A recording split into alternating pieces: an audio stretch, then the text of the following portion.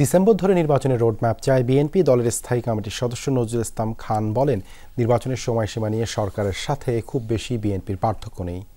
সন্ধ্যায় গুলশানে BNP chairperson Gulshan কার্যালয়ে যুগপৎ আন্দোলনের শরিক লেবার পার্টির সাথে বৈঠক শেষে কথা বলেন নজরুল ইসলাম খান। মে মাসের মধ্যে ঐক্যমত কমিশনের কাজ শেষ হবে, জুনের মধ্যে নির্বাচনী কমিশনও প্রস্তুত হয়ে যাবে এমন তথ্য জানিয়ে তিনি প্রশ্ন তোলেন, তাহলে ডিসেম্বরের মধ্যে নির্বাচন হতে বাধা কোথায়? প্রশাসন নিয়ন্ত্রণে বিএনপির বিরুদ্ধে ওঠা অভিযোগ নিয়ে নজরুল ইসলাম খান বলেন, কোথাও বিএনপির লোক বসানো হয়নি। বলেন, ৩১ দফার চাইতে আরও বেশি জনকল্যাণমুখী সুপারিশ এলে বিএনপি তা গ্রহণ করবে।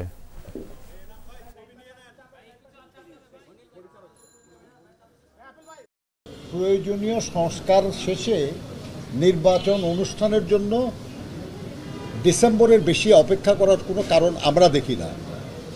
কাজেই এ ব্যাপারে যদি কেউ অন্য মত পোষণ করে, তাহলে তাদেরকে যুক্তি দিয়ে বলতে হবে যে কেন এর চেয়ে বেশি সময় দরকার।